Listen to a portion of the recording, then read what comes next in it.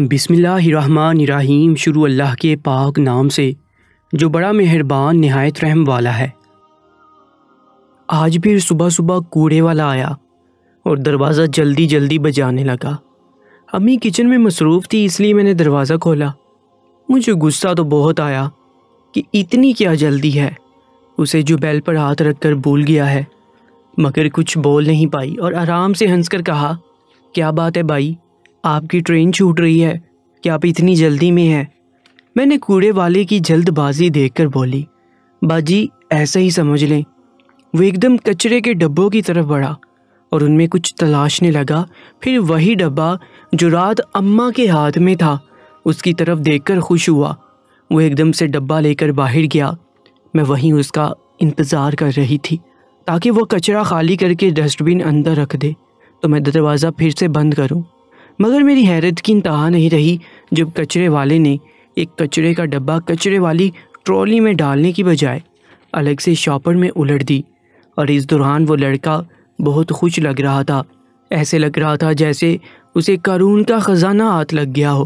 مجھے تھوڑی حیرت ہوئی، مگر اگلے ہی پل دروازہ بند کر کے اندر آ گئی اور کچرے والے کے بارے میں سوچتی رہی۔ آج ابا نے گھر آنا تھا۔ اب مجھے سمجھ نہیں آ رہا تھا کہ ابا کے آنے کا سن کر اماں کا منہ کیوں لٹک جاتا تھا۔ اماں آج بھی 2 دن کے میلے کپڑے پہنے ہوئے، بال بکھیڑے ہوئے، الجھی پریشان نظر آ رہی تھی۔ مجھے اماں کے رویے پر کافی حیرت ہو رہی تھی۔ اماں اپنی ایسی حالت تب بناتی تھی جب ابا کے آنے کا امکان ہوتا تھا یا ابا گھر آ جاتے تھے۔ دل میں مجھے امی سے کافی شکایتیں ہونے لگی تھیں، مگر چپ رہی۔ ابا کے آنے پر انہیں خوش ہونا چاہیے تھا، مگر اماں تو بیزار شکل بنا کر گھوم رہی تھی۔ نہ ابا کے ساتھ بیٹھتی تھی، نہ زیادہ بات کرتی تھی۔ جب ابا کسی بات پر اماں کو مخاطب کرتے یا کچھ پوچھتے تھے تو اماں ابا کو جواب تک دینا گوارا نہیں کرتی تھی۔ یہ سب مجھے پریشان کر رہا تھا۔ پہلے میرے پاس یہ سب نوٹ کرنے کا وقت نہیں تھا۔ میں اپنی پڑھائی کے سلسلے میں ہاسٹل میں رہتی تھی۔ میں دوسرے شہر میں پڑھتی تھی، اسی لیے ہاسٹل میں رہتی تھی، مگر جیسے ہی چھٹیاں ملتی واپس امی ابو کے پاس آ جاتی تھی۔ اب جب چھٹیوں پر گھر آئی اور جب میں ایگزام دے کر فارغ ہوئی تو میں ہر چیز نوٹ کر رہی تھی، کیونکہ اب میرے پاس فرصت تھی، مگر یہاں آ کر امی کے رویے نے مجھے کافی مایوس کیا۔ اماں ابا کے آتے ہی عجیب حرکتیں کرتی، ایسا لگتا تھا جیسے اماں اب بھی خود کو جوان سمجھتی ہے۔ ابا کے آتے ہی ان کے رنگ ڈنگ ایک دم بدل جاتے تھے اور مجھے سب کچھ عجیب لگ رہا تھا۔ ابا پورے 8 دن بعد گھر آتے تو اماں کو آدھی رات کمرے کی صفائی یاد آ جاتی اور وہ کچرے والی ڈسٹ بن اپنے ساتھ کمرے میں لے جاتی تھی۔ حیرت اور چونکا دینے والی بات یہ تھی کہ اماں کو رات کے وقت صفائی یاد آتی تھی، وہ بھی تب جب ابا گھر پر ہوتے تھے، اور آج جب اماں صفائی کر کے واپس وہ باسکٹ رکھ کر اندر چلی گئی تو اس کچرے کی باسکٹ کو دیکھ کر مجھے صبح والا واقعہ یاد آیا۔ کیسے کچرے والا جلدی میں لگ رہا تھا اور آتے ہی کچرے کی اسی باسکٹ کی طرف بڑھا اور مجھے اس ڈبے کو الگ سے خالی کرنا یاد آیا۔ اگلے دن صبح کچرے والے کو کچرا دینے کے لیے گئی تو آج پھر ویسا ہی ہوا۔ کچرے والا بہت عجلت میں لگ رہا تھا۔ وہ اندر آ کر خود کچرے کے ڈبے اٹھاتا تھا، اس لیے میں دیکھ نہ سکی کہ اس ڈبے میں ایسا کیا تھا۔ اتنا تو میں سمجھ گئی تھی کہ اماں جب کمرے کی صفائی کرتی تو یہی بلیو کلر کا ڈبہ اندر لے جاتی تھی اور صبح کچرے والا آ کر سیدھا اسی ڈبے کو اٹھا لیتا تھا۔ آخر اس ڈبے میں ایسا کیا تھا جو کچرے والا اتنا خوش دکھائی دیتا تھا؟ میں نے سوچ لیا تھا کل کچرے والے کو کچرا دینے سے پہلے ضرور دیکھوں گی کہ اس ڈبے کے اندر ایسا کیا تھا، مگر اس کی نوبت نہیں آئی کہ آج ابا کی واپسی تھی۔ ابا واپس چلے گئے۔ ابا کے جاتے ہی اماں پھر سے اپنی نارمل روٹین پر آ گئی۔ اب وہ کافی ریلیکس لگ رہی تھی، نہا دھو کر صاف ستھری اور نکھری لگ رہی تھی۔ یہ دیکھ کر مجھے بہت تعجب ہوا، مگر میں چپ رہی۔ کچرے والا آیا اور آتے ہی بولا، باجی آپ کا ابا واپس چلا گیا؟ میں نے کوئی جواب نہیں دیا، بس ہاں میں سر ہلایا۔ مجھے یہ شخص بھی کچھ عجیب پراسرار لگ رہا تھا۔ میں جلدی میں دروازہ بند کر دیا۔ لوگوں کا بھروسہ نہیں ابا کی واپسی کا سن کر کہیں گھر کے اندر نہ گھس آئیں چوری کی نیت سے یا کسی اور بری نیت سے۔ یہ سوچ کر میں بہت زیادہ ڈر گئی۔ جب تک ابا گھر پر نہیں تھے کچرے والا دیر سے آتا اور بغیر کسی خوشی کے بیزاری سے کچرا اٹھاتا۔ مجھے ان سب کا رویہ حیران کر رہا تھا۔ کبھی کبھی امی ایسی کوئی بات کر جاتی، مجھے حیرت ہوتی کہ امی کیا بول رہی ہے۔ اگر دوبارہ سے پوچھتی تو امی ٹال جاتی تھی۔ مجھے ایسا لگ رہا تھا ان کی طبیعت خراب ہے۔ 8 دن پورے ہو گئے تو ابا پھر واپس آ گئے تھے۔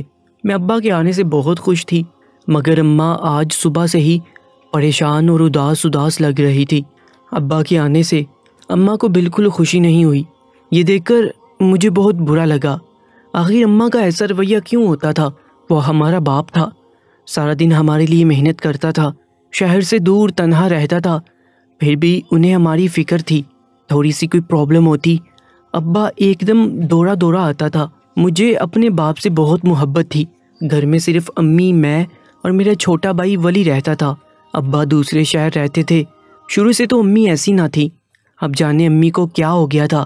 پھر میں نے سوچا ہو سکتا ہے اماں اور ابا کے بیچ کوئی ناراضگی چل رہی ہو اور اماں ابا سے ناراض ہو۔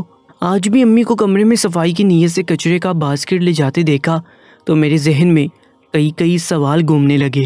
صبح جب کچرے والا کچرا لینے آیا، میں کچرے والے کو کچرا دینے کے لیے گئی تو دیکھ کر بے ہوش ہوتے ہوتے بچی۔ میرا سر بری طرح چکرا گیا تھا۔ میں نے دیوار کا سہارا لے لیا۔ یہ میں کیا دیکھ رہی تھی؟ مجھے اپنی آنکھوں پر یقین نہیں آیا اور میں نے دل میں سوچا کہ یہ سب امی نے اس کچرے کے ڈبے میں ڈالے ہیں۔ اگر یہی سچ تھا تو حیرت انگیز سچ تھا کہ اماں کی دماغی حالت تو ٹھیک تھی، کوئی اپنے ہوش و حواس میں ایسا کیسے کر سکتا تھا؟ آخر اماں ایسا کیوں کر رہی تھی؟ مجھے شدید حیرت ہوئی۔ مجھے اپنی آنکھوں پر یقین نہیں آ رہا تھا۔ تبھی کچرے والا آگے آتا ہوا دکھائی دیا اور میں نے وہ چیزیں نکال لیں۔ کچرے والا خوشی آگے بڑھ رہا تھا۔ مجھے اس کی یہ خوشی ایک آنکھ نہیں بھا رہی تھی۔ جانے اب تک کیا کیا بٹور چکا تھا اور اب پھر سے دانت نکالتا ہوا آ رہا تھا، کیونکہ ابا کی کار باہر کھڑی دیکھ چکا تھا۔ جو میں نے اسے کچرے کے ڈبے تھمائے، اس نے ان میں کچھ تلاشنا چاہا اور مایوس ہو کر چلا گیا اور میرے تن بدن میں آگ لگ گئی۔ میں نے خود کے ساتھ سرگوشی کی، ابا اور ولی سے کہہ کر ایسے تو سبق سکھواتی ہوں، اور غصے سے اندر آ گئی۔ اب میں امی کے پاس جا رہی تھی۔ مجھے امی سے کئی سوالوں کے جواب لینے تھے، مگر اندر جا کر ابو سے میرا سامنا ہوا۔ انہوں نے مجھے اپنے ساتھ بٹھا لیا۔ کیا بات ہے بیٹا، بہت پریشان لگ رہی ہو، کوئی مسئلہ ہے؟ ابو کے پوچھنے کی دیر تھی کہ میں پھٹ پڑی۔ ابو، مجھے امی سے شکایت ہے۔ وہ ویسے تو خوش رہتی ہے اور جیسے ہی آپ آ جاتے ہیں ان کا موڈ خراب ہو جاتا ہے، چڑچڑی ہو جاتی ہے، کھوئی پھرتی ہیں۔ مجھے ایسا لگتا ہے وہ آپ کے آنے سے بالکل خوش نہیں ہوتی ہیں۔ مجھے بہت دکھ ہوتا ہے۔ آپ نے بھی تو محسوس کیا ہوگا یہ سب۔ میں ایک سانس میں سب بول گئی۔ ابو نے مجھے چپ رہنے کا اشارہ کیا اور باہر چلنے کو کہا۔ گھر کے پچھلے حصے میں چھوٹا سا گارڈن تھا۔ ابو مجھے وہاں لے کر آگے۔ بیٹا، تمہیں اس لیے باہر لے کر آیا ہوں کہ تمہاری ماں سننا لے یہ باتیں۔ تم اپنی ماں کے بارے میں اپنے دل میں کوئی غلط فہمی مت پالو۔ مگر ابا، یہ غلط فہمی نہیں ہے، حقیقت ہے۔ میں نے اپنی آنکھوں سے یہ سب دیکھا ہے۔ آپ اس سب سے انجان ہیں۔ اماں شاید آپ سے چھپا کر ایسا کرتی ہیں، مگر میں بہت پریشان ہوں۔ اماں نے جو ساری زندگی سنبھل کر زندگی گزاری، ہر چیز کا حساب کتاب رکھا، ہر چیز پر خصوصی توجہ دی، اب عمر کے اس حصے میں آ کر اماں ایسی عجیب حرکتیں کیوں کرنے لگی ہے؟ تمہاری ماں اپنے بس میں نہیں ہے۔ کچھ عرصے سے وہ ذہنی تناؤ کا شکار ہے۔ ابا کی بات پر میں برہم ہو گئی۔ ابا، آپ ان کی سائیڈ مت لیں۔ آپ اتنے کمزور کب سے پڑ گئے کہ غلط بات پر ان کی طرفداری کر رہے ہیں؟ آخر ایسی کیا بات ہے جو آپ اس قدر مجبور ہو گئے ہیں اور اماں کی غلطی پر پردہ ڈال رہے ہیں؟ بیٹا، میں اس کی غلطی پر پردہ نہیں ڈال رہا ہوں، نہ اس کی سائیڈ لے رہا ہوں۔ تم ایک بار دھیان سے میری بات سن لو تو تمہاری بھی ساری شکایتیں دور ہو جائیں گی۔ مگر ابا، یہ سب دیکھیں آپ، آج صبح جب میں کچرے والے کو کچرا دینے لگی تو میں نے کچرے کی باسکٹ میں یہ سب دیکھا اور حیران رہ گئی۔ رات کو اماں اپنے کمرے کی صفائی کے بہانے کچرے کا یہ والا باسکٹ اندر لے جاتی ہے اور اس باسکٹ میں ایسی چیزیں ڈال دیتی ہے اور جانے کب سے ایسا کر رہی ہے اور کچرے والے کی چاندی ہو رہی ہے۔ میری اماں اتنی لاپرواہ پہلے تو نہیں تھی، اب انہیں ایسا کیا ہو گیا؟ کچرے کے باسکٹ میں تو اماں اپنے پیسے، آپ کے لائے گئے مہنگے تحفے تحائف ڈال دیتی تھی اور آپ کی اور اماں کی شادی کی تصویریں 2 ٹکڑوں میں بٹی ہوئی تھی۔ کل ہی تو یہ مہنگا پرفیوم آپ اماں کے لیے لائے تھے۔ آخر کیا ہو گیا ہے اماں کو؟ آخر اماں ایسا کیوں کر رہی ہے؟ مجھے کچھ سمجھ نہیں آ رہا۔ میں اپنا سر پکڑ کر بیٹھ گئی۔ اگر آپ کچھ جانتے ہیں تو پلیز مجھے بتائیں، میری پریشانی دور کر دیں۔ کیسے کوئی عورت اتنے مہنگے قیمتی اشیاء اور پیسے کچرے کے باسکٹ میں ڈال سکتی ہے؟ بیٹا، آج میں تمہیں سب سچ سچ بتاتا ہوں۔ تمہاری ماں اس وقت ایک ذہنی بیماری سے گزر رہی ہے۔ تم نے ڈیول پرسنالٹی ڈس آرڈر کا نام تو سنا ہوگا اور پڑھا ہوگا۔ آج تم سائیکالوجی کے اسٹوڈنٹ ہو۔ تمہاری ماں ملٹیپل پرسنالٹی ڈس آرڈر کا شکار ہے، جس میں انسان خود کو مختلف روپ میں ڈال لیتا ہے، بیک وقت کئی کیفیت سے گزرتا ہے۔ اس بیماری میں مریض خود کو الگ الگ روپ دے کر الگ شخصیت سمجھنے لگتا ہے۔ بعض مریض تو بہت سارے پرسنالٹیز کا شکار ہوتے ہیں، مگر تمہاری ماں ویسے تو سارا عرصہ اپنی ہی شخصیت میں رہتی ہے، جیتی ہے، مگر جیسے میں آتا ہوں وہ خود کو ایک الگ شخصیت سمجھنے لگتی ہے۔ اس فیز میں وہ خود کو جوان سمجھتی ہے اور مجھ سے نفرت کرتی ہے، مجھے پسند نہیں کرتی ہے، ہر طرف سے نفرت بیزاری کا اظہار کرتی ہے۔ میری نفرت اس کے ذہن میں اس قدر حاوی ہو جاتی ہے کہ میرے دیے گئے پیسے، میرے لائے گئے گفٹس تک پھینک دیتی ہے، انہیں استعمال تک نہیں کرتی جب تک میں گھر میں رہتا ہوں۔ پورا ہفتہ تمہاری ماں اسی فیز میں رہتی ہے۔ جیسے ہی میں چلا جاتا ہوں وہ پھر سے اپنی شخصیت میں واپس آ جاتی ہے۔ کہنے کو تمہیں یہ ڈرامائی باتیں کس سے لگیں گے اور یہ صرف کتابی باتیں لگیں گی، مگر یہی حقیقت ہے۔ میں اس لیے تمہاری ماں کو کچھ نہیں بولتا، اس کی بے رخی نفرت برداشت کر جاتا ہوں۔ تمہاری ماں نے ساری زندگی ہمارے لیے اتنا کچھ کیا، ہم اس کے لیے اتنا نہیں کر سکتے؟ ابا کی باتیں مجھے حیران کرتی جا رہی تھی۔ مجھے یقین نہیں آ رہا تھا کہ واقعی میں جو میں اب تک پڑھتی آ رہی ہوں ایسا سچ میں بھی ہوتا ہے، بلکہ کہیں اور نہیں، اس کی جیتی جاگتی مثال میری آنکھوں کے سامنے ہے، وہ بھی میری عزیز جان ماں کے روپ میں۔ مجھے شدید حیرت ہوئی۔ اب تک میں شوق کی کیفیت میں بیٹھی تھی، مجھ سے کچھ بولا نہیں جا رہا تھا۔ ابا ایسا کیسے ہو سکتا ہے؟ امی تو بالکل ٹھیک تھی اور اب اچانک، اور آپ نے مجھے کچھ بتایا نہیں۔ امی کب سے اس کیفیت سے گزر رہی ہے؟ میں اتنی بے خبر انجان رہی کہ مجھے معلوم ہی نہیں تھا کہ میرے گھر میں کیا ہو رہا ہے۔ آپ نے مجھے بھی نہیں بتایا۔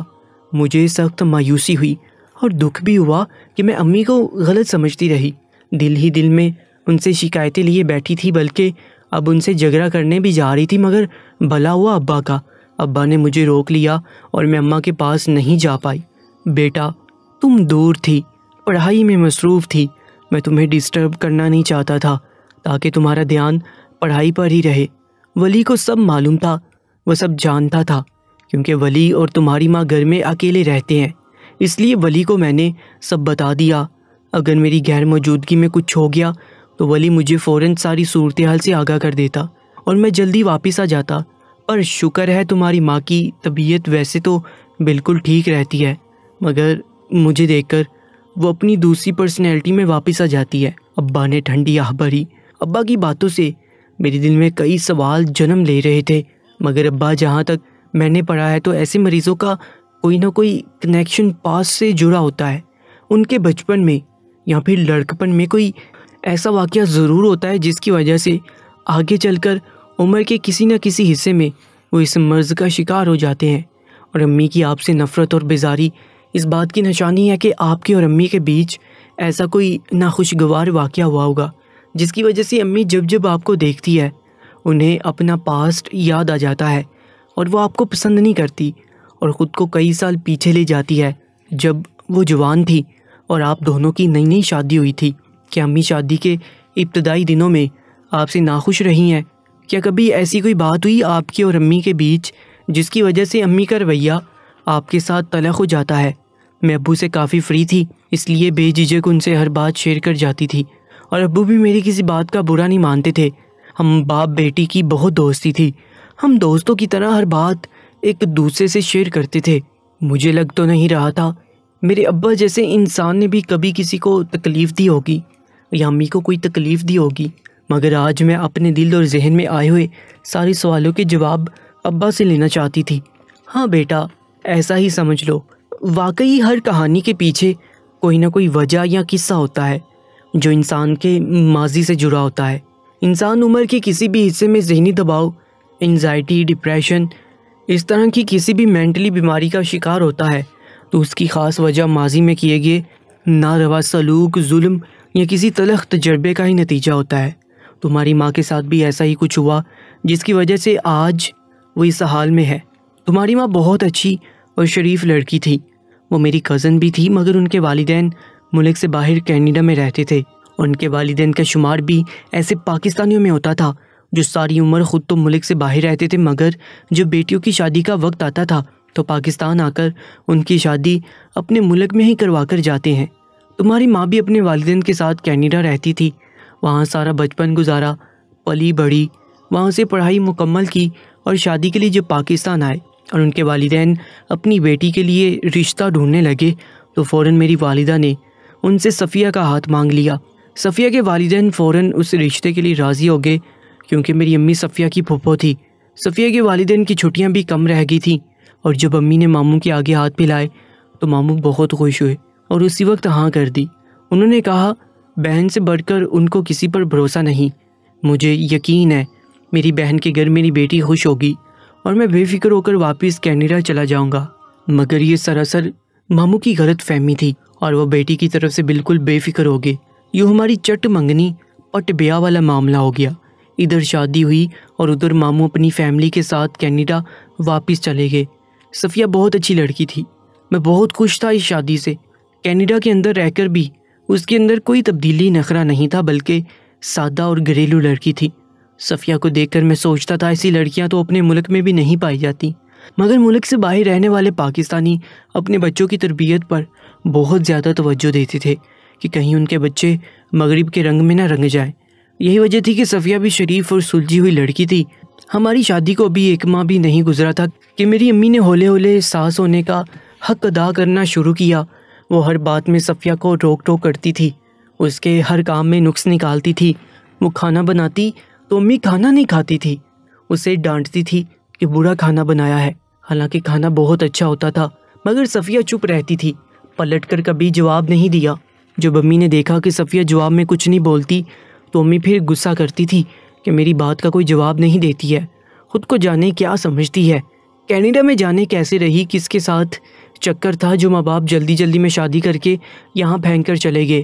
صفیہ تب بھی چپ رہتی، بس آنکھوں میں شکایتیں لیے بے بسی سے مجھے گھورتی رہتی تھی اور میں بہت دبو قسم کا انسان تھا، امی سے بہت ڈرتا تھا، ان کے آگے چوں نہیں کرتا تھا، چاہے وہ حق پر ہو یا پھر غلط ہو، میں بس گونگا بہرا بنا رہتا، اپنی بیوی کا دفاع بھی نہیں کر پاتا تھا۔ کمرے میں آ کر میں صفیہ سے معافی مانگتا اور اپنے ڈر کو اماں کے احترام کا نام دے کر اس پر پردہ ڈالتا تھا۔ صفیہ شروع میں بہت ناراض ہوتی تھی، کمرے کے اندر گٹ گٹ کر روتی رہتی تھی اور بولتی تھی مجھے پھپھو کی کسی بات سے اتنی تکلیف نہیں ہوتی جتنا اپنی کردار کشی پر تکلیف ہوتی ہے۔ میں اسے سمجھاتا کہ چھوٹی چھوٹی باتوں کو دل پر مت لو، تب وہ اپنی بڑی بڑی آنکھوں میں ہزاروں شکوے لیے پوچھتی، احسن یہ چھوٹی سی بات ہے آپ کے لیے، یہ چھوٹی بات ہوگی، میرے لیے بہت بڑی بات ہے۔ میں کسی کو اس بات کی اجازت نہیں دیتی کہ وہ میرے کردار پر انگلی اٹھائے، مگر میں بے بس ہوں، آپ کی وجہ سے چپ کر جاتی ہوں، مگر آپ کو اپنی امی کو سمجھانا چاہیے۔ میں اس کو سمجھنے کی بجائے الٹا غصہ ہو گیا۔ ٹھیک ہے پھر مجھ سے طلاق لے کر چلی جاؤ واپس اپنے ماں باپ کے گھر۔ میں غصے سے بول گیا، چلی جاتی میں ایسا ضرور کرتی، مگر اس لیے چپ ہوں کہ میرا ایسا کرنے سے میرے والدین کی تربیت پر حرف آئے گا۔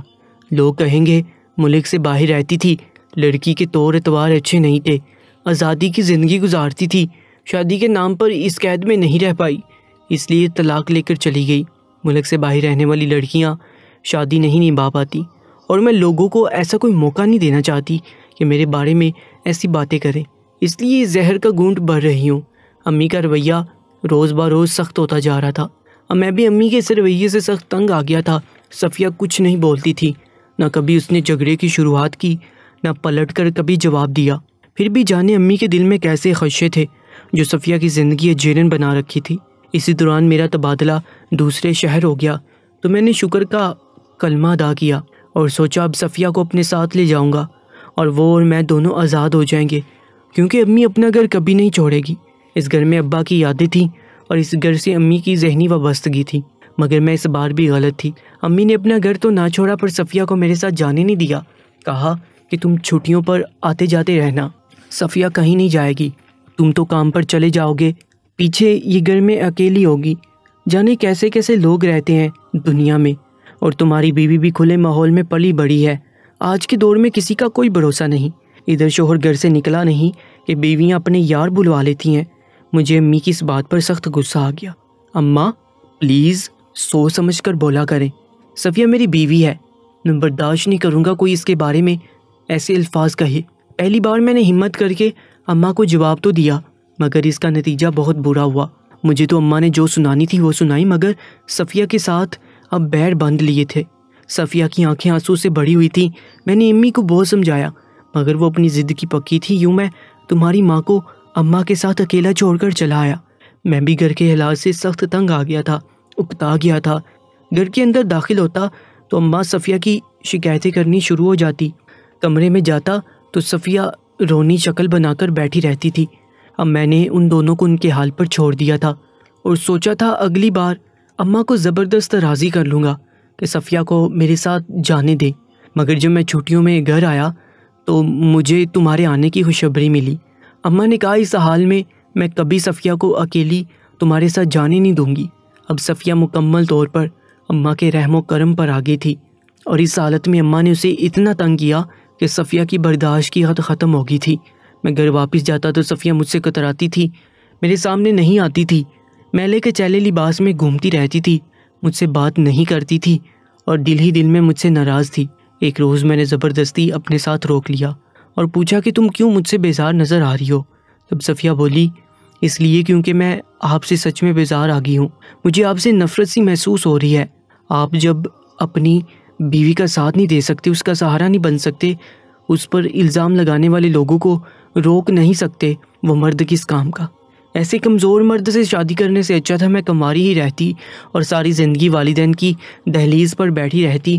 یہ وہ فیز مشکل ترین دور تھا جس میں صفیہ گزری، اور میں مانتا ہوں صفیہ کا ساتھ میں نے نہیں دیا، اسے اکیلا چھوڑ دیا، اور امی نے اسے ہر طرح سے پریشان کیا، اور وہ ایک مشکل دور سے گزر رہی تھی، وہ ماں بننے والی تھی۔